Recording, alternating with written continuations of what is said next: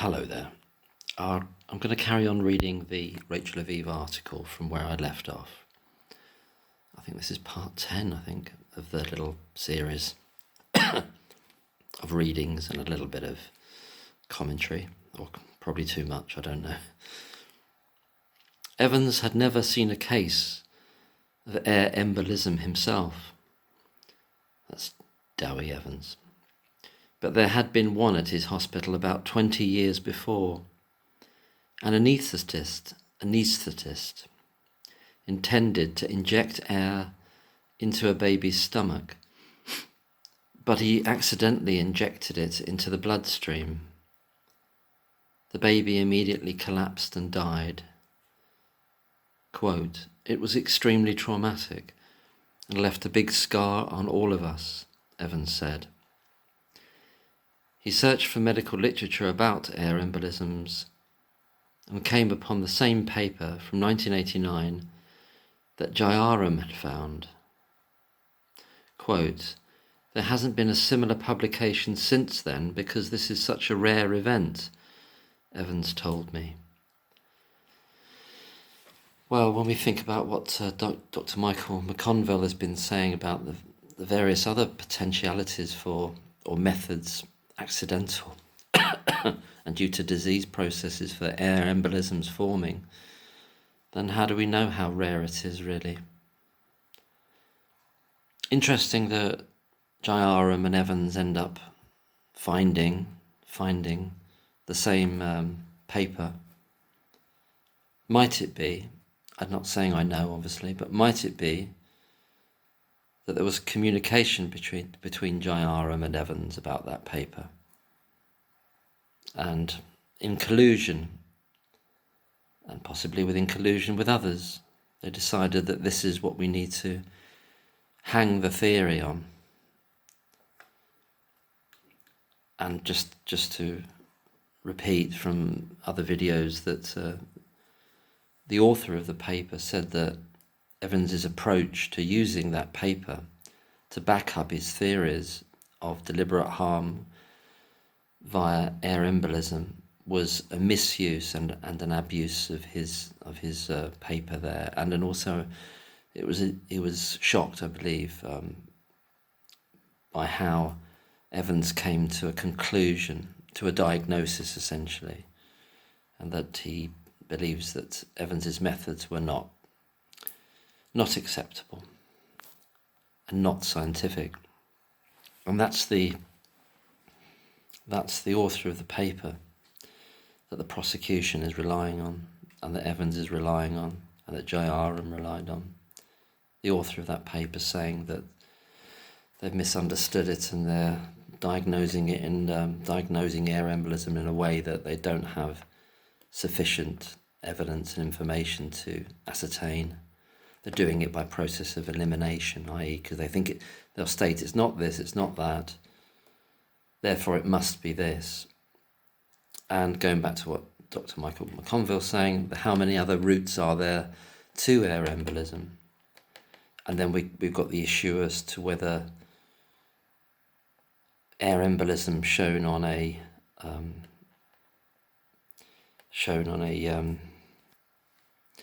sorry, I had a glitch then. Shown on an X-ray, how reliable that is, and whether it might be caused by post-death changes, and we need to know when the X-rays were taken in relation to when the baby passed on.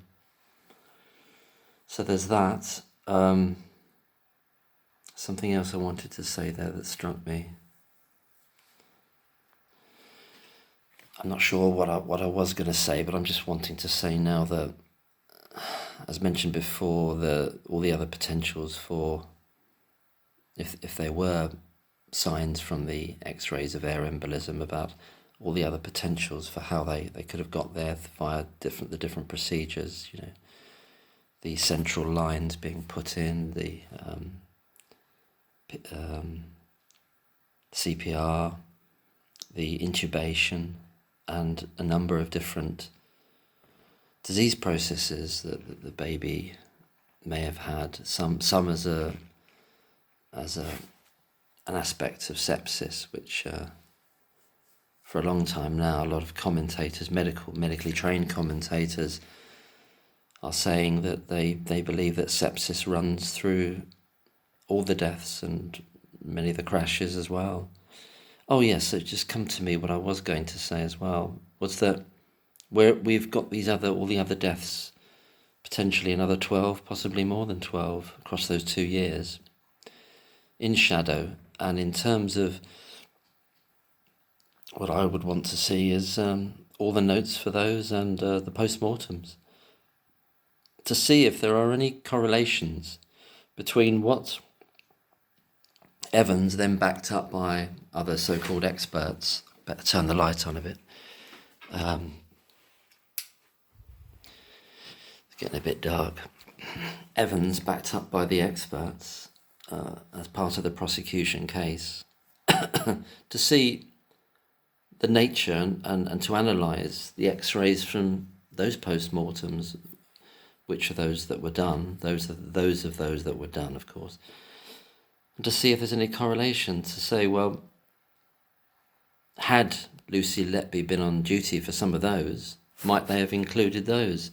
And more specifically, did they not include those because she wasn't on duty, but they share some of the same signs, whether used appropriately or not, but signs that Evans and co. and the prosecution are determining are deliberate signs of deliberate harm?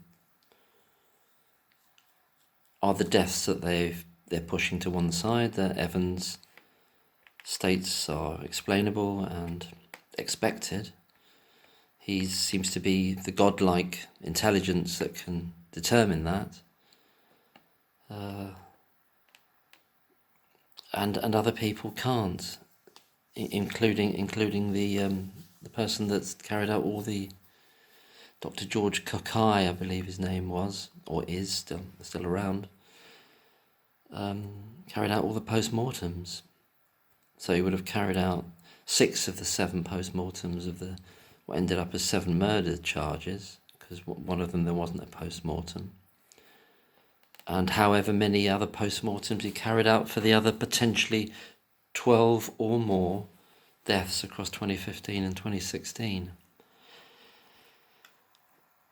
You get a sense here that Evans is grabbing for something, obviously, to back up his wild theories, isn't it? You know, he remembers something from 20 years ago. He's been out of practice for pretty much as long.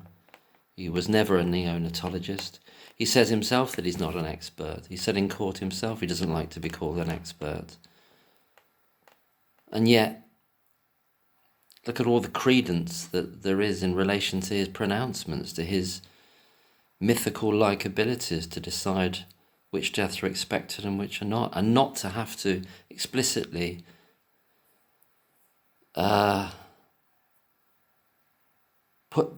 put his assertions to the test. Yes, there was some examples of them being put to the test about the babies, the deaths that were murder charges, but not the other ones. And they're the crucial ones to look at as well, to get the whole picture. What made him say? What were the series of justifications he made for so easily stating that the other deaths were explainable and expected? Might it not have been that they were simply not able to pin those on Lucy? So, of course, you're not going to include them in the charge sheet. If you just include one of them, and Lucy isn't on duty, or they can't, or maybe she's on duty but she wasn't in that particular room, or they're finding it hard, more of a stretch than the other ones to fictionalize her involvement as a serial killer, as they want her to be, as they've made her. That phrase from I didn't watch the series, making a murderer. You know, the idea of they've made a murderer. You know, they don't want to make 2 because it would just confuse issues. I think I said that before. And they reach out for this 1989. I think there's been, I suspect there's been collusion in relation to that paper from 1989. And if the ordering of who's seen it, allegedly first, and then, Evans found it too. It's possible that he found it independently, but I'm suspecting that there was collusion, and Jayaram kind of added it into the mix to sort of help, as it were. So there you've got somebody who should be being treated as a witness, if not a suspect, by the police, getting quite involved in the investigatory aspects. Finding it hard to think of words today.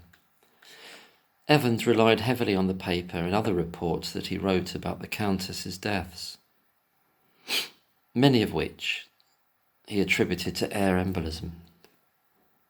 Yeah, because they needed some overarching thing, and but of course there isn't just one MO, is there? There's also trauma, and then there's attempted murder by insulin as well. So there's all these different MOs that they can just incorporate anything to fit that they want to make fit, really. Except the majority of the deaths across those years. They don't manage to do that. They can't.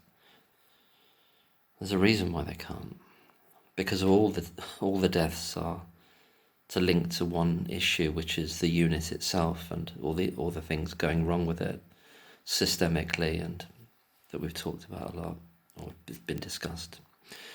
Other babies, he said, had been harmed through another method, the intentional injection of too much air or fluid or both into their nasogastric tubes.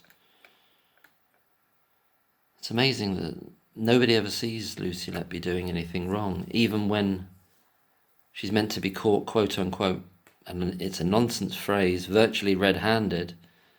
The description of what she's caught doing virtually red-handed by Jayaram is nothing.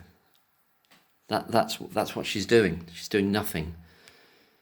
And that gets parlayed into being caught virtually red-handed, which of course is a nonsense.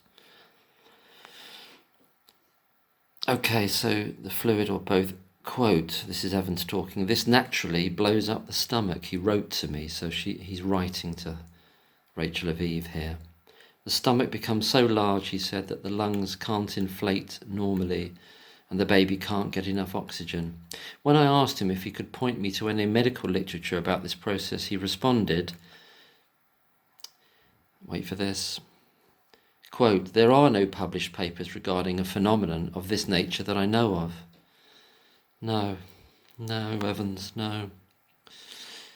And there's something in brackets here. Several doctors I interviewed were baffled by this proposed method of murder and struggled to understand how it could be physiologically or logistically possible. That's Rachel Aviv saying that. And in fact, Michael McConville has been saying that recently on Twitter as well. Just a reminder of his Twitter handle for any people who are on Twitter, or X, as they call it now. It's @ReasonOverFear, @ReasonOverFear. And obviously there's going to be much more medical analysis of Evans complete. The basket case that is Evans, really, and his methods are going to be pulled to pieces in every possible which way that they can be, and they're going to fall apart, and they are falling apart already. Back to the article. Nearly a year after Operation Hummingbird began, a new method of harm was added to the list. In the last paragraph of a baby's discharge letter, Breary, who had been helping the police by reviewing clinical records, noticed a mention of an abnormally high level of insulin. When insulin is produced naturally by the body, the level of C-peptide, a substance secreted by the pancreas, should also be high. But in this baby, the C-peptide was undetectable, which suggested that insulin may have been administered to the child. The insulin test had been done at a Royal Liverpool University Hospital lab, and a biochemist there had called the Countess to recommend that the sample be verified by a more specialised lab. Guidelines on the website for the Royal Liverpool lab explicitly warn that its insulin test is, quote, not suitable for the investigation of whether synthetic insulin has been administered. Alan Wayne Jones, a forensic toxicologist at Linköping University in Sweden, who has written about the use of insulin as a means of murder, told me that the test used at the Royal Liverpool lab is, quote, not sufficient for use as evidence in a criminal prosecution. Yeah, this is a subject that has been covered in, I've talked about in other videos going back some time now, and a lot of people are talking about it. It was the incorrect test to ascertain it. But on top of that, Dr. Michael McConville again mentions that insulin levels in neonates is a separate world altogether, and that it's a specialist area, or it's an area that you can't really use the same application of rules that you would with an adult. These are medical things that are obviously way beyond my understanding and knowledge, or I've got no scientific knowledge in that sense. So I'm just going by what Dr. McConville's saying there, and this is obviously a track that people are going to follow. Dr. McConville himself and other doctors will be following that track in terms of how you ascertain or measure, or what conclusions you may or may not draw from insulin levels in very premature neonates. Okay, he said, this is back to the forensic toxicologist, insulin is not an easy substance to analyse, and you would need to analyse this at a forensic laboratory. Right, precisely. Trouble is, in the courts, I think the chemist or whoever the specialist was called, whatever their specialism was called, representing the laboratory, I think her name was Anna Milan. I forget her actual title, I could look it up, but Anna Milan. And she's one of the prosecution witnesses or experts, just simply said, yeah, it's just advisory. This extra test is just advisory. You get the sense from that they didn't want to really admit what the actuality is that you can't reliably go by these the results that were shown on the test that was incorrect in terms of ascertaining whether it's exogenous, i.e. externally given insulin or not. You can't. But see, she's playing for a team, she's batting for the team, and the team is the prosecution. So she's not going to say that, unfortunately, but that shows, in her case anyway, that reveals the corruption of this system of using experts, which should, in according to the rules, I understand, they should give the correct evidence, the truth. They should simply tell the truth, not sort of finesse it or sway it into by omission, in this case, by omission, or by sort of being partial with the truth. To say it's advisory, yeah, it might be advisory, but then what are the ramifications of not following that advice? Well, the ramifications are that it's unsubstantiated, because these other tests, I've forgotten the name of the machine that they would use for them, colour spectrometry, I think it is, colour spectrometry, in which if those tests were done, they could have actually ascertained even the brand of exogenous insulin that was in the sample, if it had been there,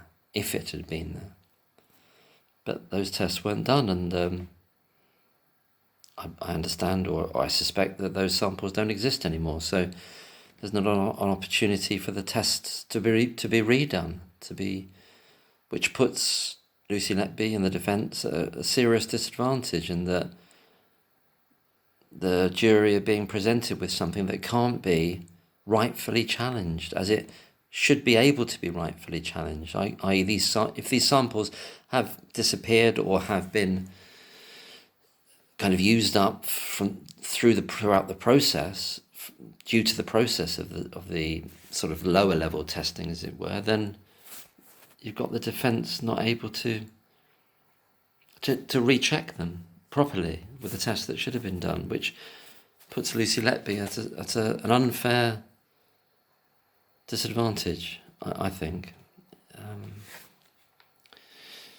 So where was I here? Insulin is not an easy substance to analyse, and you would need to analyse this at a forensic laboratory where the routines are much more stringent regarding chain of custody. Yeah, we've got that as well. We've got the chain of custody element using modern forensic technology. And as other people have said, these samples, were they treated correctly? Were they treated correctly in terms of the timings, in terms of how they were stored, both at the hospital and at this under the laboratory, under the Royal Liverpool University Hospital lab? And in transit, were they treated correctly? How reliable are they, even at that basic level test, which is not the right test to ascertain exogenous or externally given insulin? See, these are what become the smoking gun cases, but they're not really smoking gun cases. The fact they're called, and the prosecution and Evans and other people call them the smoking gun cases, tells you all you need to know, as I've said loads of times, about all the air embolus ones, that they wouldn't have stood up on their own. And you've got this paradox, if that's the right word for this, that these so-called insulin smoking gun cases wouldn't have even been looked for or found had all these air embolus ones not been fictionalized. So you've got these incredibly two weak components relying on each other, but one being called a strong component, but it isn't, and it wouldn't have even been. You've also got the aspect that certainly in one of the babies, that the results shown from the blood sample via the incorrect test, it's according to many people who have written about this, who have got medical knowledge, that would have put an adult into a coma or probably killed them. And yet the baby was discharged a few days later. And as I've said in a number of videos, both these babies that become the quote-unquote smoking gun insulin babies, they weren't harmed by this, and it didn't. And what happened during their stay did not even constitute what they're calling a crash or a sudden deterioration in health. We know that because Evans wasn't sent this information. It had to be quote unquote found by Breary nearly a year later. Breary also discovered that 8 months later, a biochemist at the lab had flagged a high level of insulin in the blood sample of another infant. So yeah, he's on the search, isn't he, for something, because you can only imagine that what's going on there is that we need more, this isn't strong enough. And they're getting that message from Evans, because he's done his reports on those first 32 sets of notes. He's saying, these are all deliberate harm, air embolism. We've got the 1989 paper. Maybe I share that with, maybe I got that info from Jayaram. Maybe there's collusion there. And the police are saying, well, it's still not enough. Or whatever they're saying. God knows what they're saying. They're just a utter basket case. Just as a sideline, as was said before, this door swipe data all being incorrect, or it is asserted at the moment that it's all incorrect. It certainly is incorrect in terms of the retrial of baby K, attempted murder charge, and someone who's at the trial and following it from there is saying that the court, it's all been made very explicit that all their data is incorrect. All the door swipe data that the police stroke CPS have produced as an evidence bundle for the prosecution is all incorrect, inasmuch as the police have given times stating that these relevant times are specific to someone leaving the unit, but when in actuality the timings should be relevant to when someone's coming into the unit. So obviously how that impacts every other charge and every other story, as it were, for each other charge of attempted murder and murder, that has to be unpicked. There's an interesting, I know I'm going off a bit of a tangent here, there's an interesting idea that a few people have floated out, is in that the CPS are aware of this huge mistake and they've chosen to retry Baby K attempted murder case in order to bring it out in the open, as it were. And the thinking is, if I've understood what people are saying correctly, the thinking is that this is a way that they try to kind of get out of it, as it were, and find out, and how do you put... I'm not sure if it's possible that they could do this or they would do this, that they're deliberately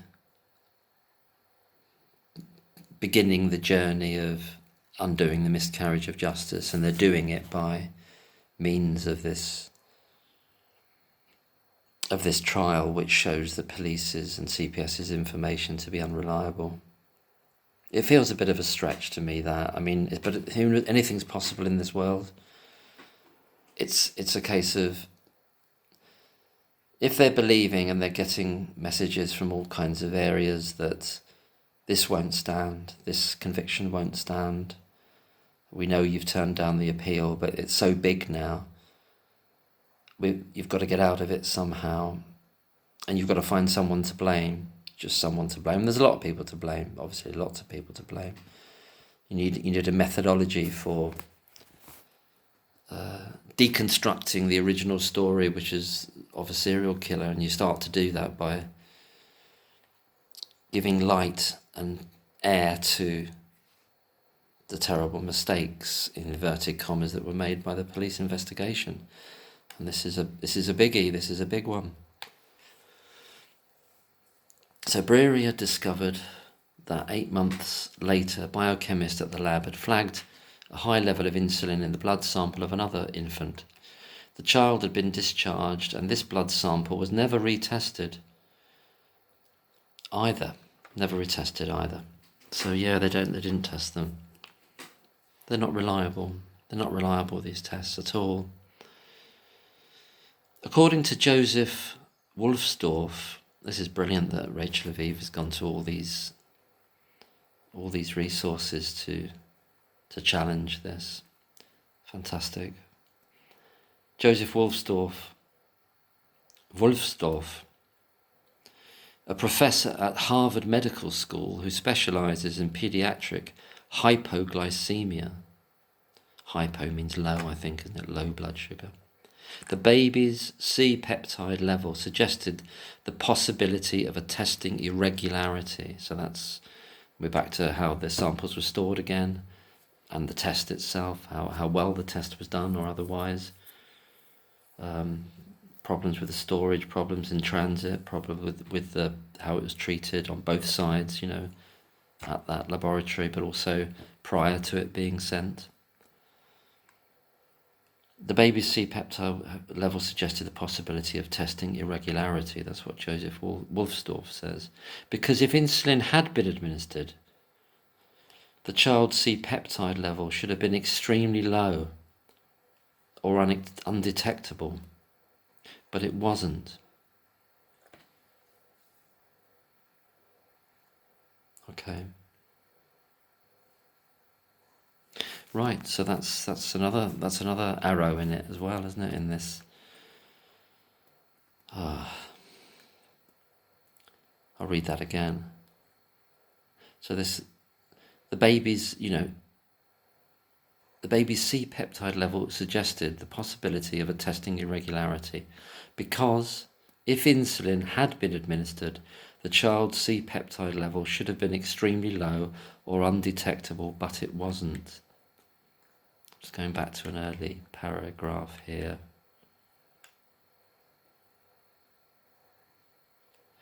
Yeah, so because we've, as was stated earlier in the earlier paragraph, the level of, when insulin is produced naturally by the body, the level of C-peptide, a substance secreted by the pancreas, should also be high. But in this baby, the C-peptide was undetectable. Is this a contradiction here? in this article I'm looking. So in this, it's saying in the previous paragraph, in this baby, the C-peptide was undetectable, which suggests that insulin may have been administered to the child. So it's saying there, in this earlier paragraph, in the Rachel Aviv article, that because the C-peptide was undetectable, it suggests that insulin may have been administered to the child. But it says from Dr. Wolfsdorf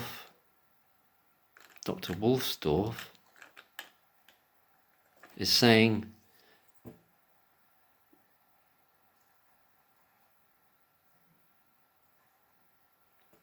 the baby's C-peptide level suggested the possibility of testing irregularity, because if insulin had been administered, the child's C-peptide level should have been extremely low or undetectable, but it wasn't. And yet in that earlier paragraph, it says, but in this baby, the C-peptide was undetectable. So I don't understand that. Perhaps other people that know more about that subject than me can get that, but there seems to be a sort of a contradiction here between these assertions. In the earlier paragraph saying that in the baby the C-peptide was undetectable, which suggests that insulin may have been administered to the child. That's the assertion there. And then we get Dr. Wolfsdorf comes onto the scene and states that, well, he's reported as saying that, you know, that it should have been, he's agreeing, he's saying that it should have been extremely low or undetectable, but it's, and then comma, and then it says, but it wasn't. But earlier on it said it was, so I don't understand that. I'll have to leave that to one side. I don't understand that within this article. It's not making logical sense to me. Perhaps I'm just not getting it, but it's both saying it was undetectable, and then a paragraph later it says it wasn't undetectable. It wasn't extremely low or undetectable, but above it says it was undetectable. Anyway, I have to put that to one side. I don't understand. The police consulted with an endocrinologist who said that the babies theoretically could have received insulin through the IV bags. Evans said that with the insulin cases, at last one could find some kind of smoking gun. Back to the smoking gun. If you need a smoking gun, it suggests everything you've got thus far isn't smoking. It suggests it's very weak, doesn't it? It suggests that you haven't got enough. It suggests that, well, you've got these suspicions and you've got these theories and you're misusing a paper from 1989 and you don't know what you're talking about and you're grabbing for something. But suddenly you've got a smoking gun. It suggests implicitly that you hadn't had a smoking gun with any of the other ones. So what are they? So what were they and are they?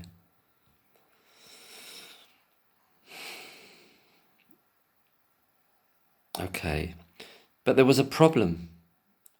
This is Rachel Aviv writing. The blood sample for the first baby had been taken 10 hours after Lucy Letby had left the hospital. All right, this is interesting.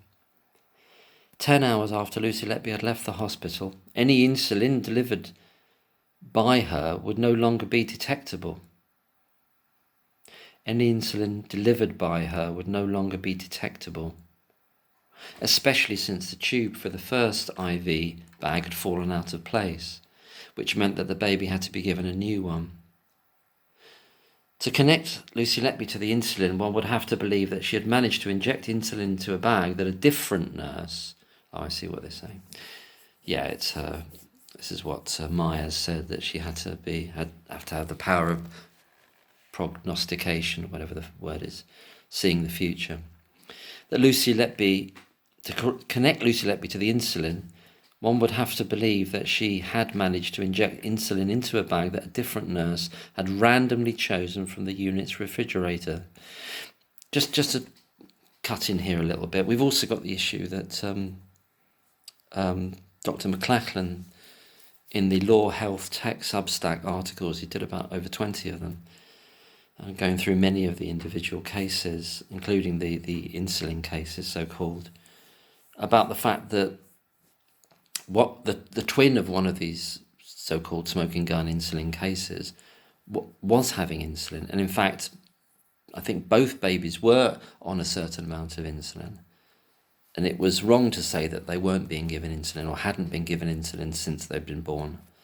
So there's that aspect to look into as well. I'll just mention that again, Dr. Scott McLachlan on the Law, Health, Tech Substack. If you did that all as one word. Well, I do the links up above. I forget. I keep doing the links. So if you look on that Substack and start to look at the babies to do with the insulin cases, and let's discuss there that the twin, and I think from memory, both babies were had been given insulin subsequent to being born. And then there's issues to do with the mother's status and the mother's health condition as well, whether there's all kinds of detail there, which I'm not going to go too much on a sidetrack here as well. So there's so many ways that this is going to be, and is being and is going to be attacked as being a smoking gun cases. By the end of it, there won't be any smoke. Well, the only smoke is the smoke that's covering up the truth, that's occluding the truth. And they say there's no smoke without fire, but if you've got a smoke machine like Evans, in conjunction with the police, in conjunction with the gang of four, spearheaded, I think personally, by Breary and Jayaram, you don't need a fire, you just need a smoke machine.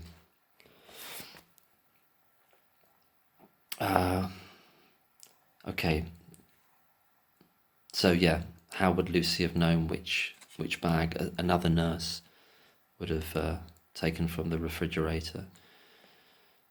Just to mention, no one's seen Lucy doing anything, and often with these cases, there are other nurses about. No one's seen her interfere with anything. No one's seen anything at all.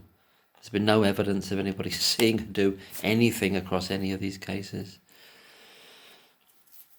Sometimes she's meant to have done harm babies when there's 3 or 4 people in these relatively small rooms. It's just insane. It's evil and insane what they've done.